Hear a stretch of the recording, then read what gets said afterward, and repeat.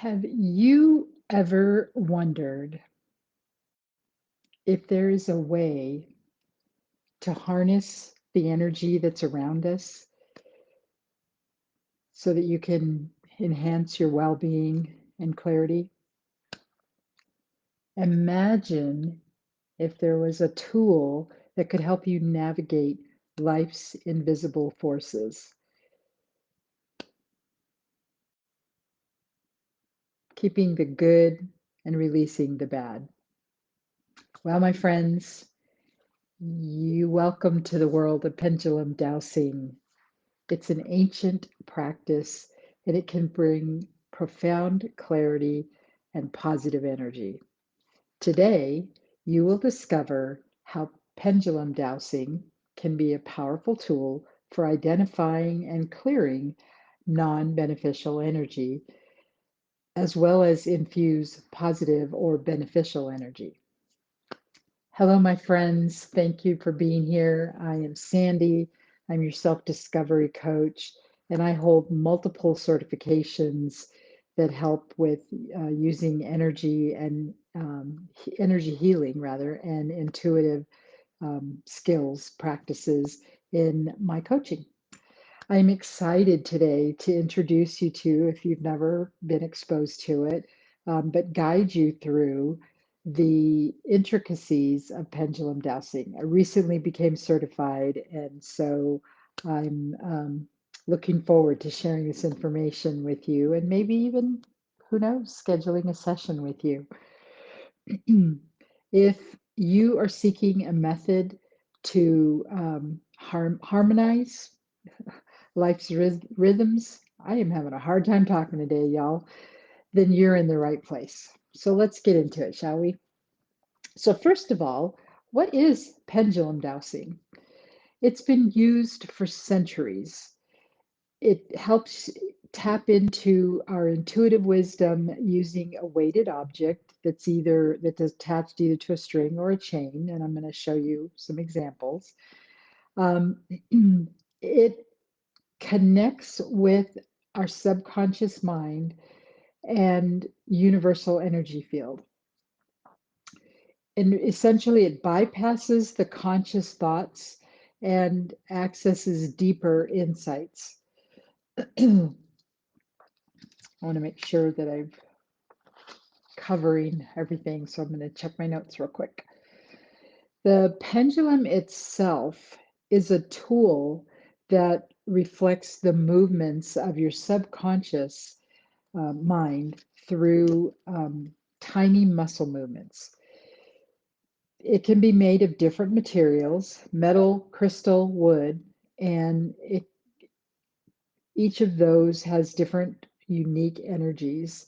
So, for example, a crystal pendulum might resonate differently compared to a wooden one.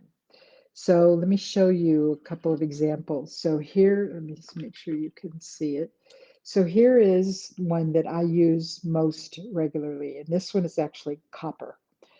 Um, you, if you do this, you program your pendulum, and there's different ways that people have talked about, and I've seen people talk about um, uh, how to program them.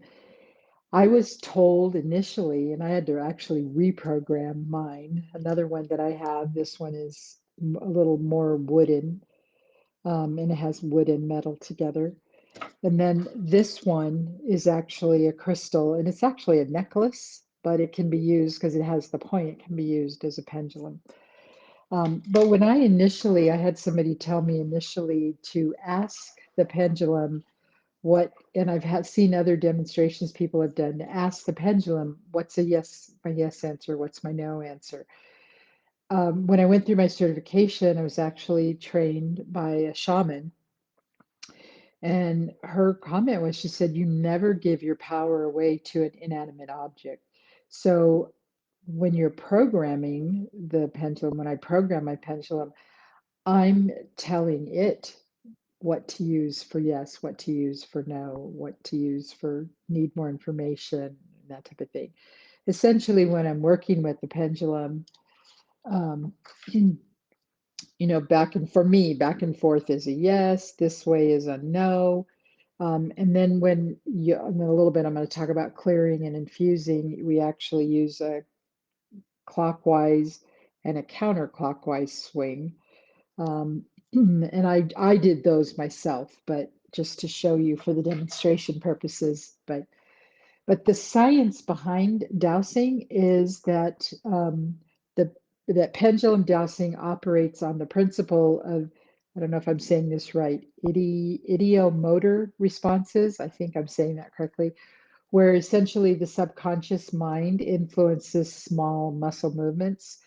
Research indicates that the human body can act as a sensitive antenna, essentially, to energy fields, and tools like pendulums help amplify those subtle energies. So I have a question before you watched me talk about it. What have you heard or experienced regarding pendulum dowsing? Put it in the comments to let me know what, if anything, you've heard before. So that's what is pendulum dowsing. So I've mentioned before, and I've talked about it in posts, um, that the clearing, we want to clear non-beneficial energies. Every event carries energy. Actually, everything is energy, but every event carries energy, and not all of it serves our growth. So, pendulum dowsing can help detect what those non beneficial energies are and then help clear them, creating space for healing and progress. It involves identifying what those energies are that are stagnant and negative and then consciously removing them. I actually use a chart to help identify what those energies are. During a session, I would ask strategic questions to identify the areas in your life that need clearing. We'd have a conversation about whatever's going on, and I'm going to give some examples in a little bit. And then I would go to my chart that I have to help identify some of those energies. What the process does is it helps to release old patterns, traumas, or negative experiences that are holding you back. By scientifically understanding these energy fields, we can utilize the pendulum as a practical tool to facilitate the clearing. So think of an event or a space that might benefit from energy clearing. What comes to mind? Put that in the comments. Love to hear about it. After you clear the energy, you always want to then infuse beneficial energies back into the space. You never want to leave it empty. Using the pendulum, we can focus on specific intentions, could be love, abundance, peace, creativity, healing, and we invite these energies into our lives, infusing them. During a session, we would essentially have a conversation about whatever's going on, what you're feeling, what you want more of, and then I would help, you'd be able to see the demonstration about clearing those energies and infusing the beneficial ones to help affirm and enhance those positive energies. So I'm sure you have an answer for this one. What positive energies would you like to attract more of in your life? So some examples. First of all, when doing dowsing, it's important more for me because I'm the one using the pendulum, but to get into we call it a GCN state, which is ground centered neutral. And it's basically a breathing process and visualization and it takes, maybe 5 minutes to get to that. But it's important that the person that's using the pendulum is grounded, is central, and is in a neutral state. There always needs to be some sort of frame of reference. Some of that comes from the conversation, some of it comes from knowledge, and the dowsing can be used for events, could be used for clearing chakras. It could be identifying clairs, clairvoyance, claircognizance, clairaudience, those type of things. Some people use them for everyday questions. So, as an example, um, for events, for example, I actually did a clearing, and we were communicating back and forth via Messenger. I didn't it wasn't even on a Zoom, but I have a friend who was not feeling well, had a trip coming up, and was concerned that it was going to interfere with the travel. And so, through the conversation, I found out from her, like what was it she was feeling, what were her symptoms and things that were going on. And then I found out, I asked like, well, what is it that she wanted? Then I went through, without her, I went through a dowsing process. It was actually for her and her husband. Um, and I had permission from her husband, even though he wasn't communicating with me. But then I went through and when I'm doing the dowsing, I'm talking about the what the event is, when the event is, the date of the event. Could be a specific date, could be currently happening. Um, what are the goals in this case? In this case, excuse me, it was clear lungs and sinuses. And then what were the desires for the event? So it was to feel better, to have more energy, easier breathing. And then, what the concerns were. And then the non beneficials, I went through the dowsing, and the non beneficial energies that came up were sickness, low energy, and fatigue. And so I cleared those. And then the beneficial energies were energy, healing, and health. So, so I did that for her. That's an example of an event clearing. Another example could be like the example that the instructor gave when we were learning was her daughter had a weekend trip coming up with some friends. She was going to be driving a rental car. It wasn't familiar to her. She was concerned about leaving her 5-year-old at home. And so the shaman that taught us did a clearing for her daughter. And so it was very, she first doused for what were the non-beneficial energies, what were the beneficial energies to infuse, and then you do a whole clearing and infusing. And I'm making it sound a lot um, maybe more involved than it could be. A session could take up to an hour, but could be less, could be more. Everything's different. So with the chakras, it's determining, what's the lowest chakra that needs to be cleared. For the clairs, like went through an exercise where I did a dowsing to identify my primary or dominant clair. For me, I came up at 48% um, clairaudience. And when I read about clairaudience, it made sense with some of the things that I have experienced. So, it's identifying the dominant clairs. We all have some aspect of all 7 of the clairs, but there's always a dominant one, and mine was 48%. And then I go through and I douse for the percent that I'm utilizing my primary gift of clairaudience. For me, it was 76%. I'm looking at my notes, my second um, clair was clairvoyance. That was 16% of all of the clairs. And I use my clairvoyance 27%. So you can see for me, there was that big, gap. I did for a friend of mine, a coach friend of mine who came out 51% clairvoyant.